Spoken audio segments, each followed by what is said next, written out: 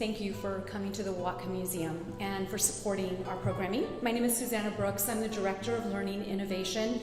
I oversee the educational programming, and I have been really fortunate to have been introduced and working with Catherine Lewis, who introduced this particular exhibition and the thought of bringing in more educational programming, and we really could not have done that without her. So Catherine, I'm sorry, can I ask you to stand up? I thank you so much.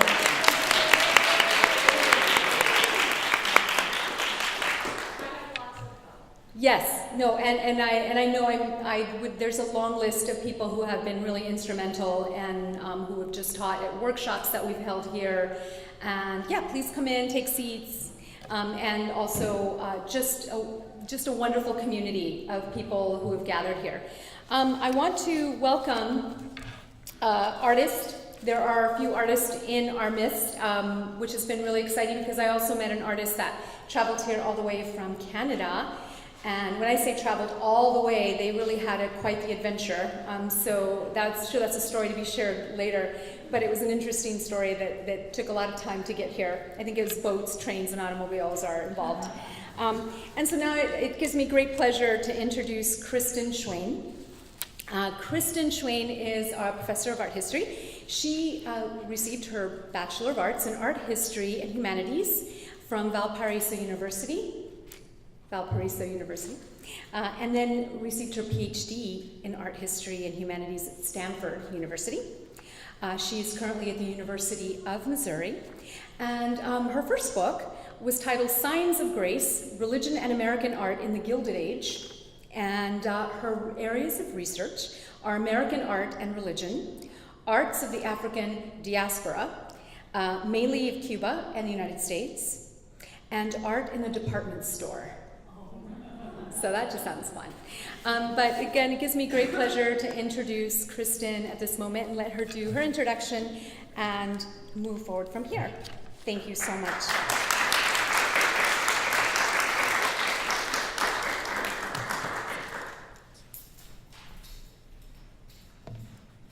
Thank you, Susanna, for that kind introduction. Co-curating this exhibition with Joe Steely has been one of the most rewarding projects I've had the opportunity to be a part of, and I'm grateful to her and to all of you for making it possible. I also want to thank Susanna and Susanna. I was telling her earlier that I had a friend in graduate school named Susanna, so I'm just going to get it confused. And Christina Clausen, who we just learned yesterday is a graduate of MU. I'd like to thank them and the Watka for their efforts organizing this event and all of the remarkable activities associated with the exhibit.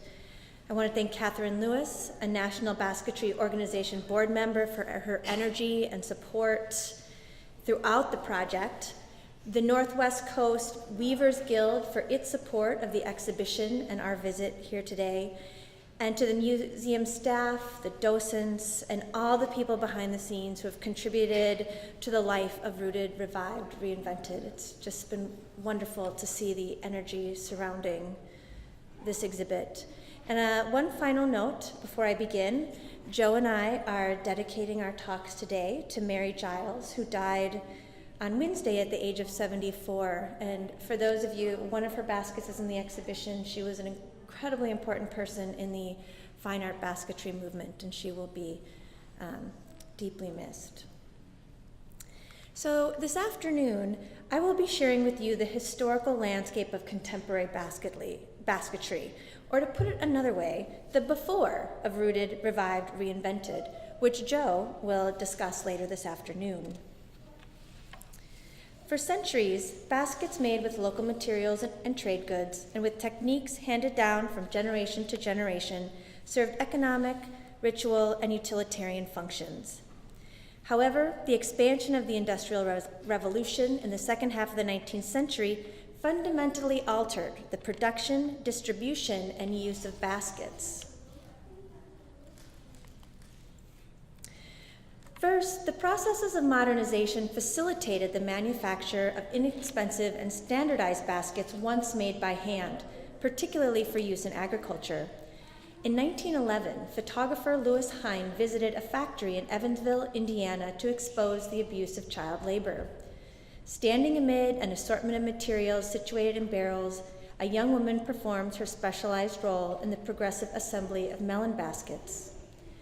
By the 1930s and 40s, Americans' familiarity with the mass-produced baskets enabled their use as visual shorthand in Works Progress Administration photography.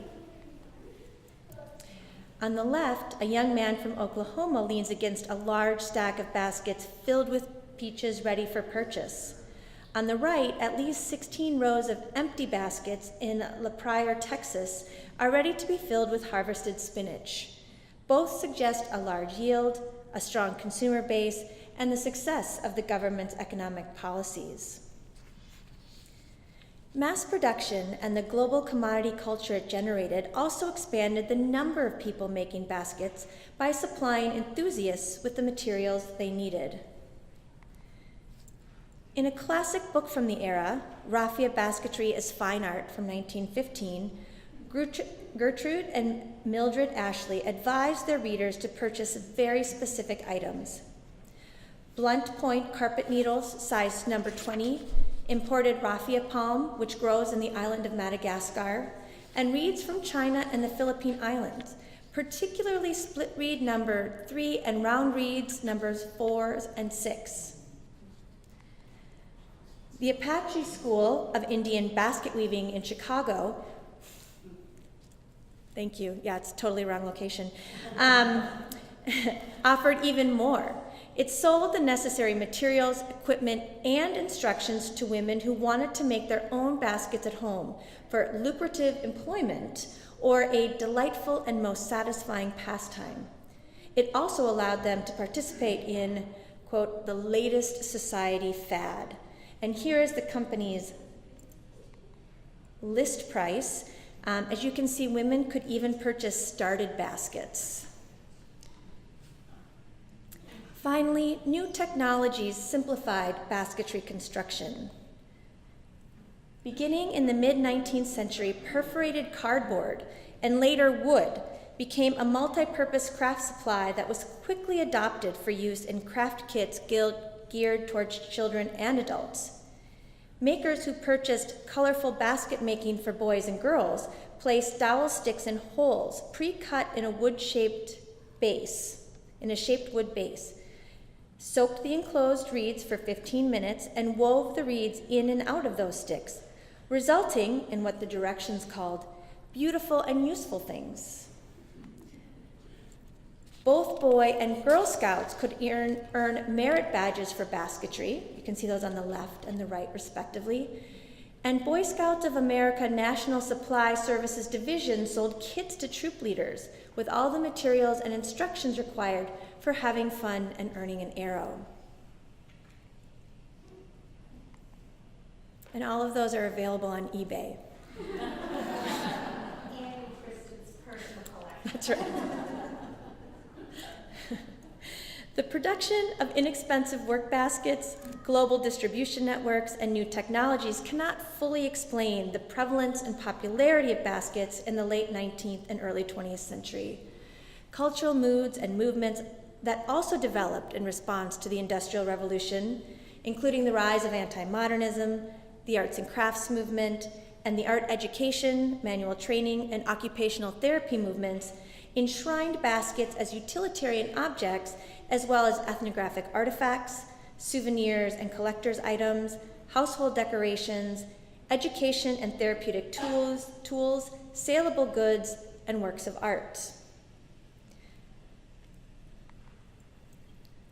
Many middle and upper-class European Americans sought to counter what they perceived as the banality, over-civilization, and weightlessness of modern life by embracing peoples they deemed primitive. And here are two European American women in Indian dress standing in the Hearn collection of Indian curios around 1900. And in fact, Bella Hearn is on the left. The Indian basket became a key symbol in the burgeoning anti-modernism. Leading figures in the study and promotion of native arts at the turn of the century called attention to the craze. In 1904, Smithsonian curator Otis Mason coined the term canastromania, from the Latin word canistra, meaning basket, to describe the basket fever that had gripped the nation. And indeed, Indian baskets were omnipresent. People could view collections of native baskets in museums, clubs and galleries, and world's fairs across the country. For example, the United States National Museum featured dioramas of native life, surrounded by the artist George Catlin's famed Indian Gallery. Across the continent, the Museum of the California Academy of Sciences presented a portion of the William M. Fitzhugh collection in the Indian Basket Hall.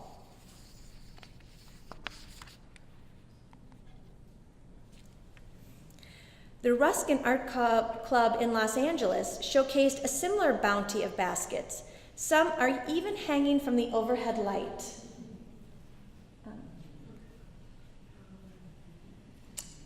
I'm sure that was respected curatorial practice then. Showcased a similar bounty of baskets and sanctified them with prints of Raphael's Madonna and the Greek Parthenon. And World's Fair brought the museum collections and exhibitions to life. At the 1904 World's Fair in St. Louis, for example, Effa Rhodes and Amy Enos of the O'odham wove baskets in the domestic science exhibit at the Model Indian School. And on the right, Pueblo Indian potters sold their ware in a recreation of a Pueblo Indian village, one of many popular living exhibits at the fair. In addition, basketry enthusiasts could read a wide array of books on native basketry, many of which combined ethnographic and instructional information. One of the most popular was George Wharton James's Indian Basketry from 1901 and How to Make Indian and Other Baskets from 1903, which were often published in a single volume. Here I show you a page from the latter with a pair of wristlets or cuff protectors made by an unknown maker following James's pattern. And these might look familiar to some of you who have seen the exhibition. They are lovingly displayed. In the publication, James echoed Otis Mason by acknowledging that the making of Indian and other baskets is a fad. He cautioned that the true worker, desirous of emulating Indian work, must approach it in the Indian spirit. The basket to the uncontaminated Indian meant a work of art in which hope, aspiration, desire, love, religion, poetry, national pride, mythology were all more or less interwoven. Hence, the work was approached in a spirit as far removed from that of mere commercialism, passing whim or fancy, as it was from that of levity, carelessness, or indifference. For many middle and upper class European Americans, looking at and making baskets with the presumed purity and religious sincerity of the Native American artist allowed them to escape the crassness, weightlessness of modern life. In addition to public displays and books, European Americans viewed native baskets in the marketplace and popular periodicals as they became key elements in home decoration and the presentation of status and aesthetic judgment.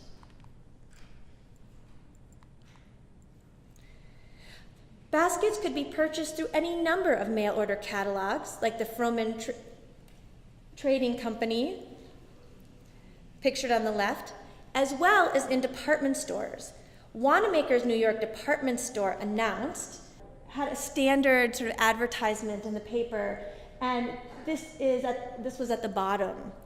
And the Wanamaker, the ad reads, "We have an interesting exhibit of this pretty baskets in our basement store.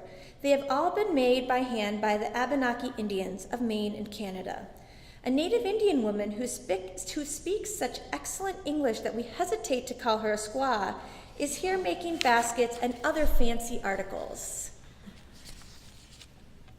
Collectors at all price points and degrees of familiarity with native arts learned how to display their wares through endless articles in the popular press on Indian or cozy corners. On the left, I'm showing you an article in House Beautiful on Indian baskets. And on the right is an article which appears later in the magazine alongside an advertisement for shade rollers. And this is Pearson's magazine, and the article encourages readers to create an Indian cozy corner, since Japanese cozy corners have been used so much that their charm of novelty has quite worn off. Contributors to the Papoose, a journal published in New York for European American enthusiasts of native cultures, combined design advice with romantic rhetoric and ethnographic description. And here I'm showing you a home in Wichita, Kansas from around 1905 on the left, and on the right is Joseph Kepler's New York home, 1903. One article, The Basketry of the Northwest, linked aesthetics and consumption, ethnographic study, and ownership by declaring, Indian basket collecting combines the study of Aboriginal habits and customs with the acquisition of beautiful and rare specimens of native North American handiwork. Native handicrafts were ethnographic artifacts, household commodities, collector's items, and aesthetic objects simultaneously for the expanding number of middle and upper class consumers. Finally, what I've been describing and what was known as the Indian craze contributed to the growth of the tourist industry. The Fred Harvey Company met the demand. It formed a partnership with the Atchison, Topeka, and Santa Fe Railway, and by 1888 managed and operated every restaurant and hotel along the railroad west of the Missouri River. Catering to a middle and upper class clientele, it sold Indian art in their shops, arranged for Indian artists to perform weaving or jewelry making in train stations, and ran special excursions to Indian communities where tourists could purchase artifacts from their makers. And here you can see an advertisement on the left used a California Indian basket maker to sell a summer trip to the state.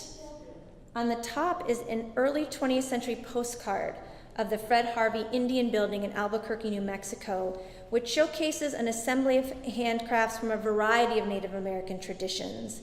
And many of those objects may have been made by artisans in the Indian Building itself, further enhancing their authenticity. And on the bottom is a photograph from the 1920s of European American tourists visiting a pueblo. Between 1894 and 1904, the Harvey Company increased the sale of Indian art over 1,000%. Importantly, many Native Americans embraced these new markets, reviving traditions that had become dormant with mass production and using them as sources of economic development.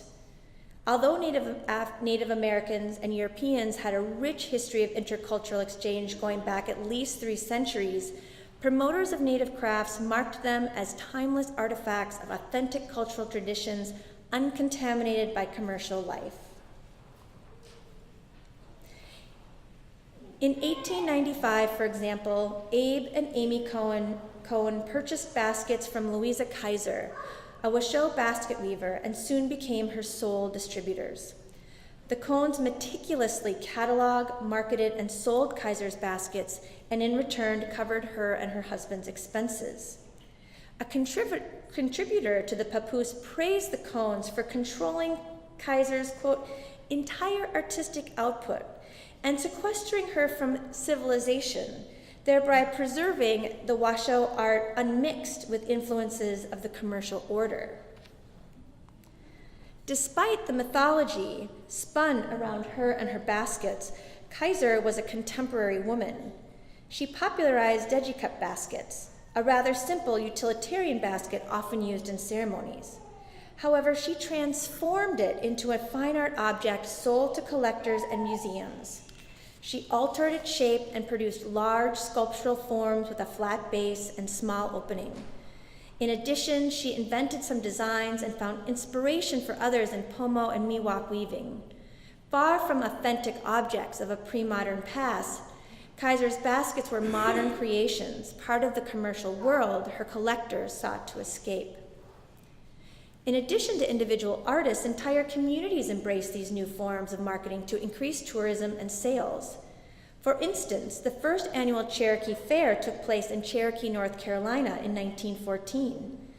Although the Eastern Bands Tribal Council had been considering an event of this kind for almost 50 years, the construction of the railway system facilitated transportation through the mountainous region. This undated promotional postcard shows the basket maker Nina Standing Deer. Surrounded by trees, she sits and weaves a young basket as a young child, presumably her son, stands at her side.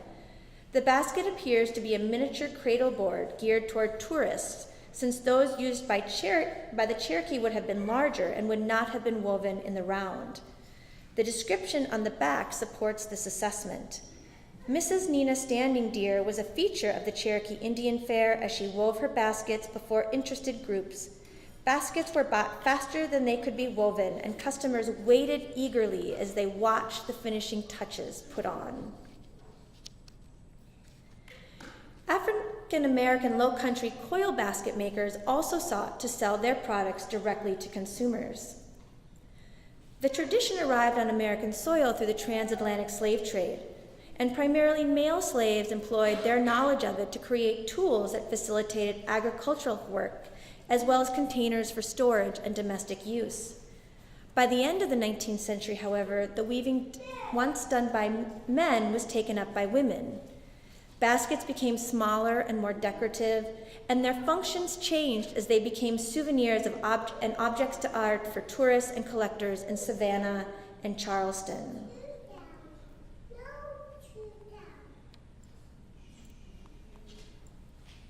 While many cultural entrepreneurs encouraged women to produce show baskets and sold their work through mail order and retail stores, many of the basket makers took control of their labor by establishing stands on the heavily traveled Highway 17 in Mount Pleasant, South Carolina, to reach consumers directly. The American arts and crafts movement developed in response to the Industrial Revolution and alongside the rise of anti-modernism and the attendant Indian craze. The movement helped establish a framework for the revaluation of handwork in modern life. A leader of the Deerfield, Massachusetts arts and crafts movement, basket maker Madeline Yale Wynn, lamented the status of commercial baskets in an article published in Good Housekeeping in 1905. And I'm showing you 2 pages of that article here. In place of the superfluous decorations that adorn them, she sought, quote, a basket of fine, honest intent and beautiful make. Wynn's despair over commercial baskets did not include a renunciation of the economic system that produced them, but rather a reconciliation of handcraft and consumption. Our hands are daily growing in skill. Enthusiasm reigns, and we joy in the doing. Behold, we have made baskets, yes, and sold them. For every basket there has been a buyer. One of the underlying assumptions of the arts and crafts movement, that the cultivation of taste was pivotal to the development of character, resulted in the introduction of basketry as part of art and manual training programs in the public schools. Concerned with the influx of immigrants and the growing threat of urban and working class unrest, middle and upper class tastemakers believed that the appreciation and production of art would promote social stability and indoctrinate the public into middle class values and standards of deportment. One of the many books authored for educators and enthusiasts, William S. Martin's Inexpensive Basketry from 1912, proposed a course of study for elementary classrooms predicated on the production of coil baskets. He argued it served 3 essential functions. It rooted students in their local communities, cultivated their artistic sense, and prepared them for the workforce. It conjoined intellectual growth, bodily discipline, aesthetic judgment, and responsible citizenship. The relationship between traditional craft and modern industry also influenced the schools charged with assimilating Native and African Americans into modern life. Estelle Reed, the superintendent of Indian schools, developed the Native Industries curriculum in the early 20th century. While not part of most government-funded Indian schools, its goals were similar: to prepare students for citizenship, economic self-sufficiency, and industrial production. In a 1901 book, Reed presented her approach to Native industries in a section entitled Basketry and Caning. Its goal was to maintain Native traditions that were fast becoming a lost art, and to meet the demands of a global marketplace, since, as she put it, demand for baskets is great everywhere. Despite Reed's admonishments to hire teachers from basket-making tribes, she cites a number of books about Native American basketry written by European American authors as useful guides. And despite her desire for students to employ traditional materials and dyes, she suggests imported raffia as a material for the classroom. For Reed, baskets were carriers of tradition that also met the demands of the marketplace. They maintained Native American identity and at the same time incorporated Native peoples into the industrial workforce. Like the Native Industries curriculum, the Penn Normal Industrial and Educational School in St. Helena Island in South Carolina encouraged basket making to preserve cultural heritage and to support economic development. The school proudly announced in 1905 that the demand for island baskets of rush and palmetto led them to hire a native teacher, Alfred Graham, to provide instruction to 33 boys. 5 years later, it proclaimed that Graham learned the art from his African father and that native island baskets were brought from Africa in the early slave days, and they were, quote, as true to the Negro as the Indian basket belongs to the Indian. Although administrators promoted the preservation of tradition as a vital reason for the program, another was economic. Beginning that same year, the school started selling the baskets through mail order and retail outlets, and by 1913 through arts and crafts stores in Charleston, Philadelphia, and Boston. Finally, the ubiquity of basketry in modern life and the pedagogical utility of handcraft influenced the emerging profession of occupational therapy.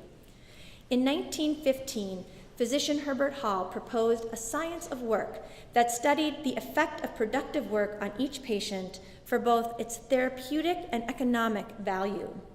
That same year, another leader of the movement published a proposed course for nurses that suggested activities and crafts that they could introduce to their patients, ranging from puzzles to string work, nature study to needlework, and card games to basketry.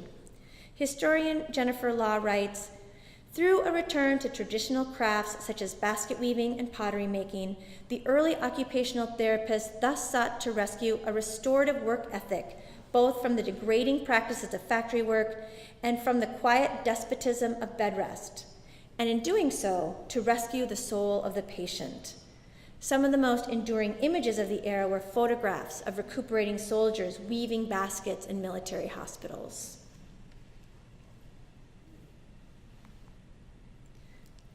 The Industrial Revolution and the cultural movements that responded to it created new markets and audiences for traditional baskets. As I have been intimating, this occurred when European American cultural entrepreneurs discovered a basketry tradition and introduced it to a mass audience. Here, for example, is the American art collector and dealer Grace Nicholson on a hunt for baskets that would be sold in her shop. The hunt is on the left, and on the right is a photograph of her shop around 1906. Basket makers, in turn, altered their production to meet the demand of the marketplace and used the opportunity for economic advancement and aesthetic expression. The relationship was by no means equal. As we will see, the works of primitive cultures were appropriated into Western models of commodity production, altering the conventional uses of baskets. Baskets were absorbed, too, into the Western European system of art, particularly its burgeoning emphasis on formal criteria and attention to the individual aesthetic object. And finally, historical baskets from all regions and traditions were absorbed into an aesthetic lineage of modern art that artists, critics, and curators considered truly American. As an important aside here, and it's something you've probably noticed, that many of these images showcase women, and indeed, middle and upper class women were integral to this process. The study, collection, and consumption of baskets aligned with their gendered roles as cultural philanthropists and progressive era reformers, arbiters of taste, stewards of the home, and the primary consumers of commercial goods.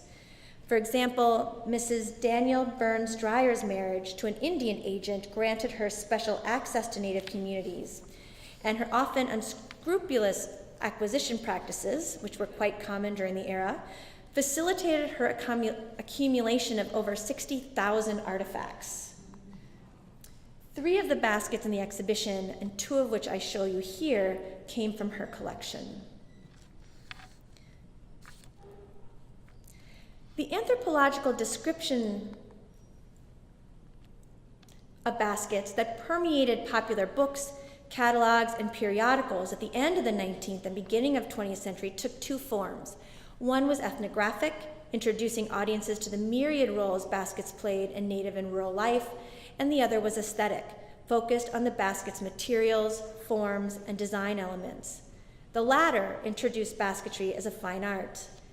Wharton's Indian Basketry, for example, which I show here, opens with chapters on basketry in legend and ceremony, then proceeds to discuss the materials, colors, weaves, and forms. Later, he focuses on specific examples, including an Apache basket, the top basket on the right, and he describes it in this way. The apparently unsystematic ornament is indeed very regular. 4 lines of black sewing of different lengths proceed from the black ring of the center. From the end of all these radiating lines, sewing is carried to the left in regular curves. Then the 4 radiating lines are repeated and the curved lines until the border is reached.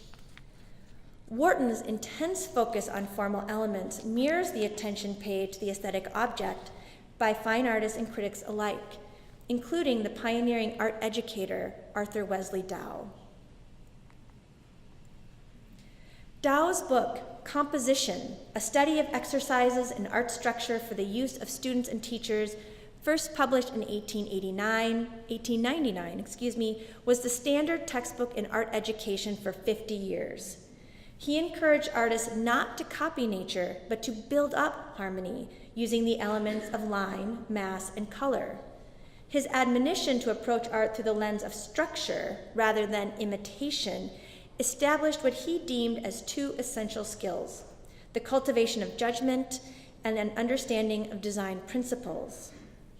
Dow provided a series of exercises to teach students the elements of composition using arts from around the world in multiple media, including Japanese prints, Peruvian textiles, and Native American pottery, among others.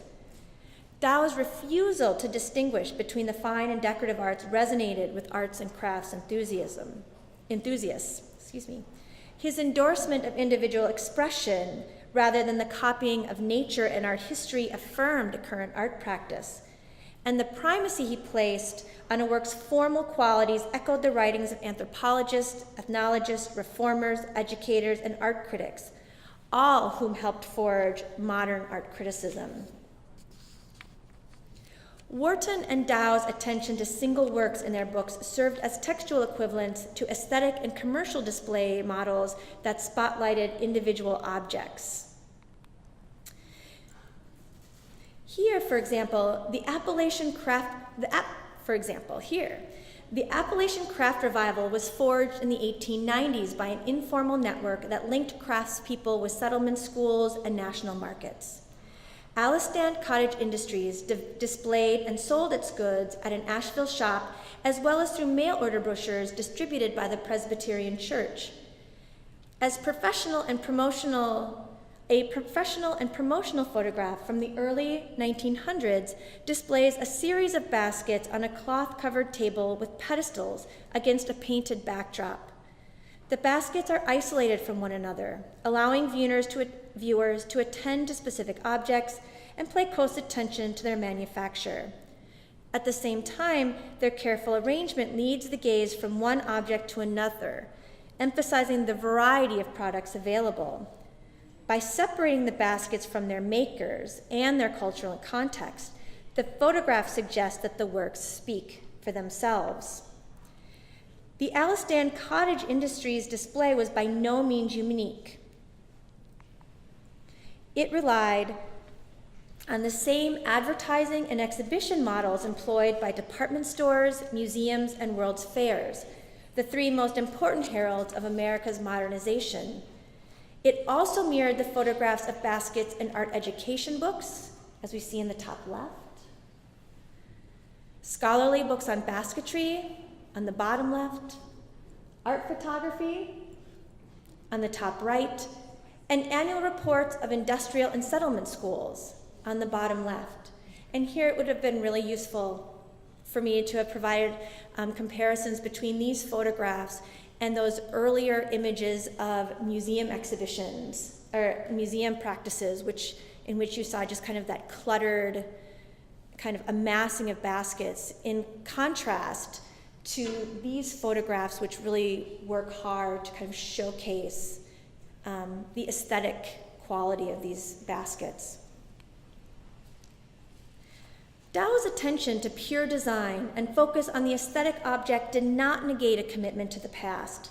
As early as 1891, Dow campaigned for the preservation of his hometown, Ipswich, Massachusetts, by asserting, "The day is dawning when America will have an art of her own, founded upon her own history and character." In 1912, he pushed this idea further, advancing the search for a national style, inspired by the designs of Native Americans, Aztecs, and other indigenous cultures. Quote, "A nation's ideals are revealed in its art, and its art has greatest value when it is the expression of the spirit of the whole people." Dow's call for a national style took greater import in the interwar years, which were distinguished by a widespread search for an authentic national culture and what the art historian Wanda Korn has called the great American thing. And here I'm showing you Marsden Hartley's Indian Fantasy from 1914 and Georgia O'Keeffe's Kachina from 1931. In 1918, literary critic Van Wyck Brooks called on intellectuals to discover, invent a usable past, to create a storehouse of apt attitudes and adaptable ideals, of cultural traditions and spiritual resources that contemporary artists could draw upon to forge a collective American identity. In addition to Native American art, curators, collectors, and artists embraced folk art, broadly defined as the unconscious expression of the common people. Folk art was seen to present both the innate characteristics and the evolution of a race. It embodied a people's spiritual essence and exemplified its historical progress. One of the most ambitious attempts to document America's usable past was directed by Holger Cahill and the Federal Arts Project. The Massive Index of American Design, which focused primarily on the nation's Western European inheritance, sought to provide a comprehensive visual record of the nation's past that would serve as a source book for contemporary designers. It was composed of approximately 18,000 exquisitely tendered watercolors and drawings of material culture deemed exemplary of regional traditions, such as an Appalachian buttocks basket, as well as baskets of many utopian communities, including the Shakers in New England and the Midwest, the Amana colonies in Iowa, and Zor Village in Ohio. Like Native American art, these baskets and their objects were uniquely American and established a national aesthetic distinct from that of Europe. Cahill shared his enthusiasm for American folk art with other art world luminaries, including Edith Halpert and Abby Aldrich Rockefeller. Together, they established folk art firmly as an art, rather than as history or ethnology. By elevating folk art from historic artifact to fine art world leaders established traditional basketry as thoroughly modernist and uniquely American. I would like to end with John McQueen's installation at the Racine Art Museum, Table of Contents from 2005, since it presents a series of tensions that tells the history of American basketry more generally. McQueen built a scaffolding from willow twigs that ran the 48-foot length of the gallery. He mounted the large grid on orange-painted shipping crates and suspended from it 172 sketches of small, everyday objects. McQueen took digital photographs of items in his home, ranging from eyeglasses to a Windsor-style dining chair and a camera to a plunger. Here are the glasses. Here's a probably older model vacuum cleaner, for example. So he took digital photographs of these items, he created their outlines in willow, and he fastened them together with wax-covered string. Using natural materials that he found on his farm in upstate New York and employing traditional weaving techniques, McQueen amplifies the rich history of American basketry. By creating a site-specific installation that calls attention to the role of consumption in American life, as well as to the hierarchy of objects that appear and do not appear in museum settings, McQueen contributes to the fine art world's avant-garde lineage. Table of Contents, then, is rooted in the natural world, but responsive to contemporary concerns, attentive to the idea of containment, but resistant to its borders and boundaries, and carefully crafted, but theoretically conceived. Put differently, McQueen's work complicates any easy distinction between local and global, craft and art, basket and sculpture, traditional and contemporary, tensions that have framed the history of American basketry for over 100 years. Thank you very much, and I'd love to take your questions.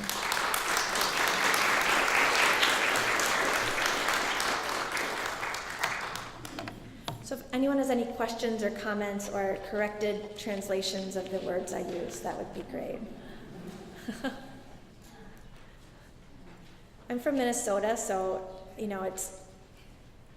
it's all about the Dakota and the Lakota for me. Yes? I'm not quite sure when the Indians were subdued and no longer a threat to Americans, but I'm wondering how that happening and the interest in baskets related to each other. That's a really wonderful question, and the question is, how did the forced removal of Native Americans from their original lands, how did that help? What was it, the relationship between that and the kind of Indian craze? Yeah. And I would say they were intimately related. In part because what we see is a number of these basket traditions are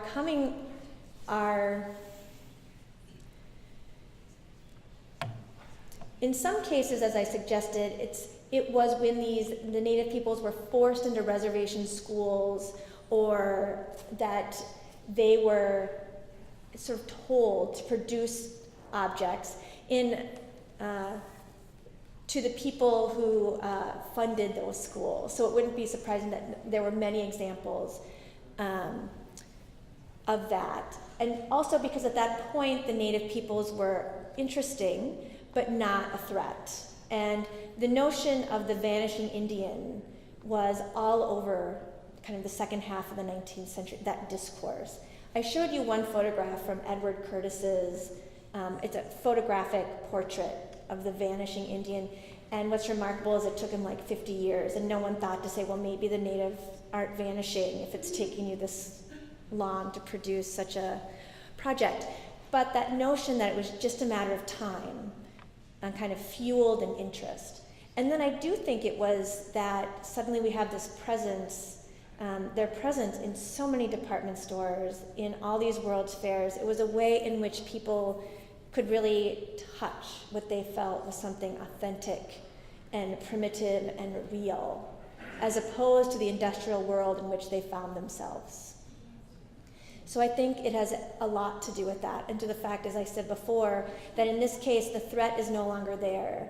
And what we see is really their appropriation into kind of American national identity. I mean, it's a complicated process. There have been scholars who have spent their lives talking about that, and I can give you their names because they could articulate this much better. But I think that's exactly right, that there is an intimate connection there.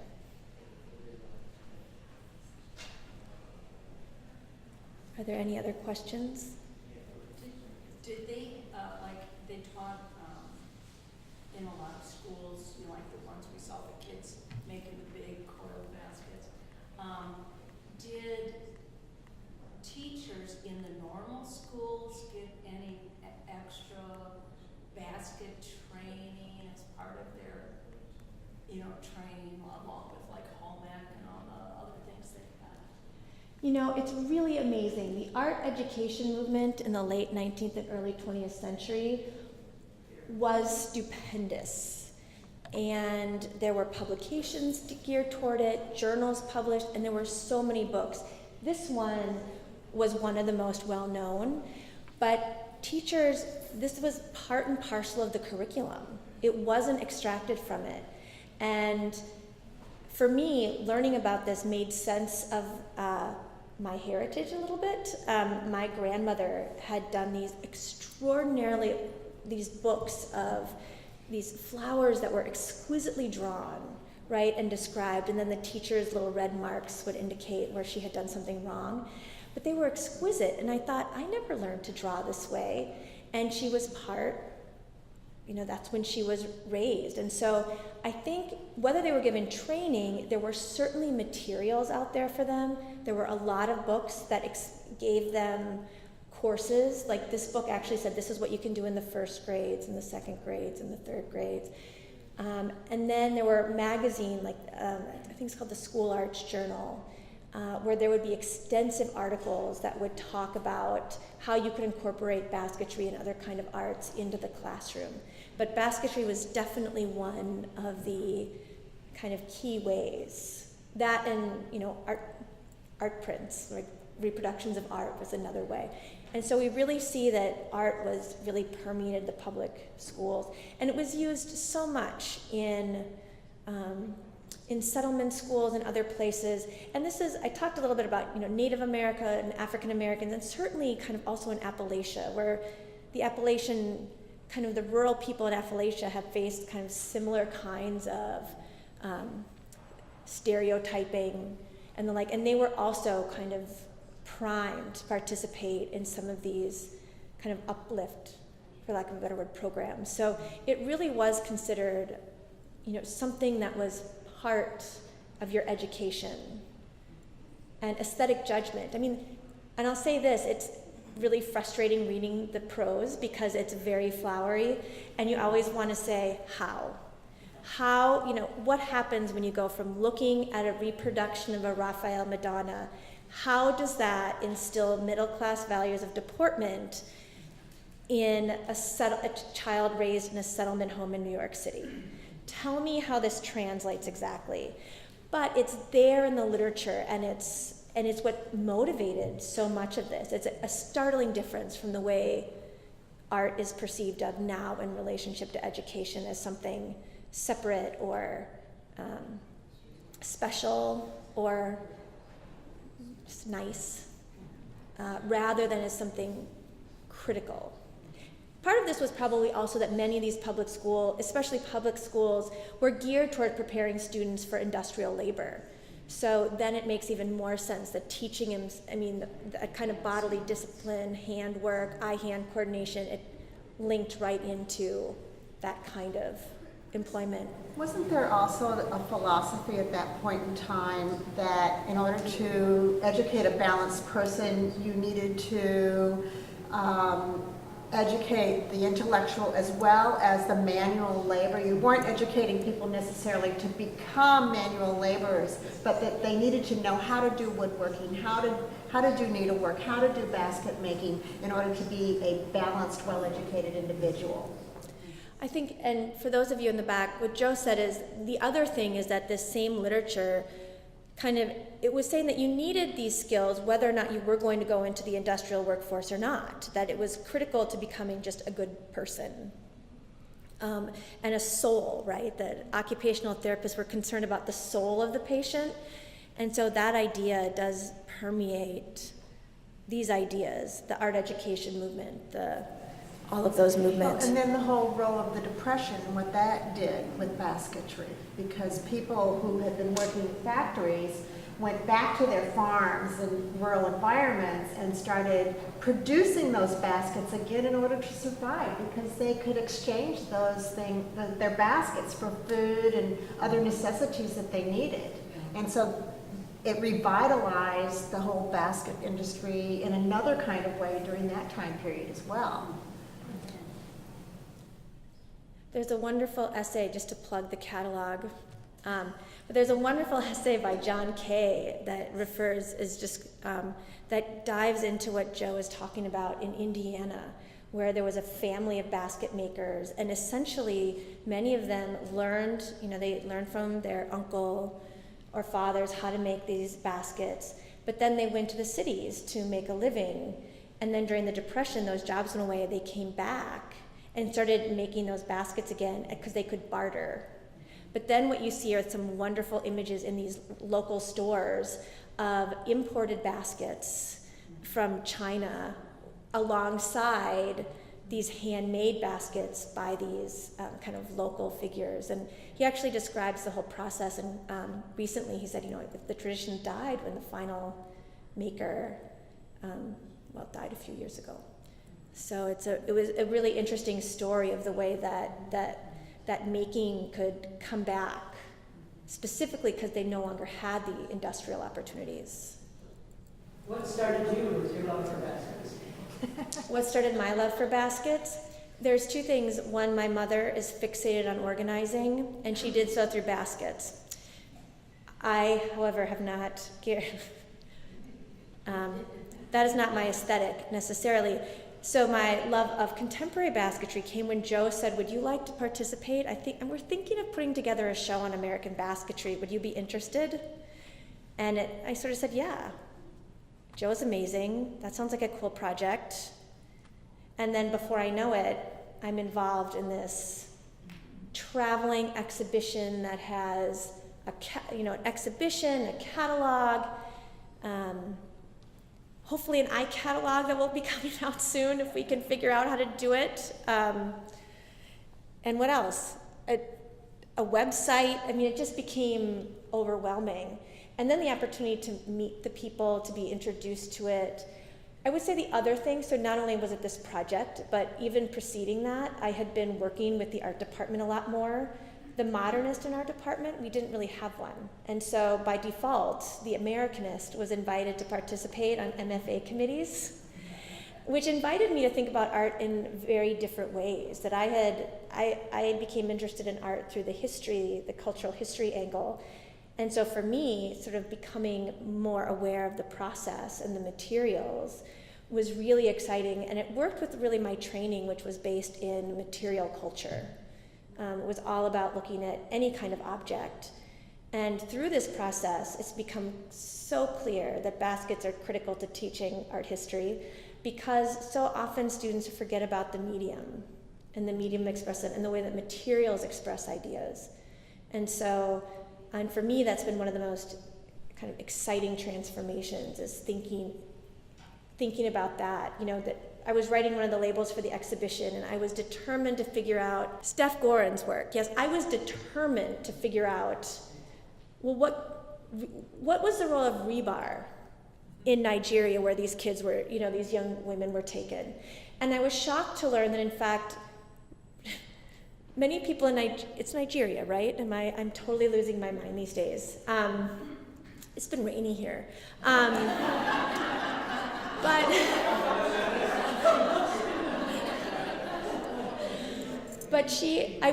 But I was shocked to learn that, in fact, most Nigerians, if they're serious about building, will import their rebar, because the rebar they make just isn't very strong. Now, the artist talks about the importance of just all these buildings that have either been destroyed or that have never been finished, and so the exposed rebar is part of the visual landscape. But I thought it was very telling that when she's talking about a governmental response to crisis, that you have here an infrastructure that, they're not even able to produce the very kind of materials they need to build that infrastructure, let alone find all these girls that were taken from their homes. So that was, when I was looking up rebar in Nigeria, I realized I had been converted to canastro. I became a canastromaniac. Is that how I would say that? And it's true. And I've also become then a snob a basket snob. So I look at my mom and I'm like, Mom, you really want to buy that basket? I can get you, I know some people. So I see them now as collector's items, and it's just driving past Pier 1 now makes me a little sad. But, yes. What you showed the Boy Scout and the Girl Scout badges earlier, and I just thought, because those seem, when I see that image, it looks like something way back from the past that used to happen. The National Basketry Organization actually just got an email this week from the Boy Scouts of America to review, asking for us to help review the requirements for their basketry badge. Wow. Still alive. Well, and someone should write an essay. In other words, not me. But someone should write about the evolution of the basketry badge in the Boy Scouts. Because it changes over time pretty significantly, as does the Girl Scout badge. But it's really the Boy Scout badge because it started a lot earlier. It started, in the 10s, I think. And this is where eBay is great because the people who study Boy Scout badges know their stuff. So they will tell you which one you're buying, what class it's in, and you can relate it. But it's really remarkable to see the different kinds of baskets that appear on the badge. But it's interesting that they're bringing it back. I mean, it's kind of been a continuous part, and it's quite astonishing, actually, that it remains so central. I'm trying to find it, and we're going past one of my favorite ones, so it's... My interest in those badges appeared when, there we go, Perry Price in the catalog mentioned them and said, well, I'm not sure I'm going to find permission. I don't know if the Boy Scouts will give me permission to reproduce a badge. And I said, well, if it's in your collection. And I was like, oh, I have a collection that's just starting. So I started, I also own those. Yeah, it is. I will say one more thing. That history of collecting here really is interesting, and that these women were. There's another woman here that was studied studied the native peoples in Alaska at the turn of the century, and one reason she could do that was because nobody else was going to Alaska, and so she became an archaeologist whose collections were part of the 1893 Columbian Exposition, the 1904 the 1904 St. Louis Exposition, and she became a really well-known archaeologist in her own right. And so women were able to do this, often either because of a husband or because they were really able to navigate the kind of proper womanhood. They could remain proper women, but still participate in collecting and studying and selling baskets. What was her name? The Tacoma woman, Alice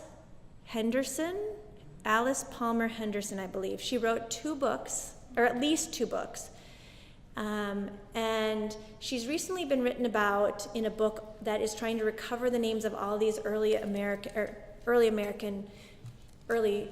archaeologists that somebody at Washington University in St. Louis realized that there were no women listed in basically as American archaeologists before 1915, and he knew of plenty, so he started researching it, and she was one person who admitted that the reason she was able to start this practice was because no one else wanted to go to Alaska.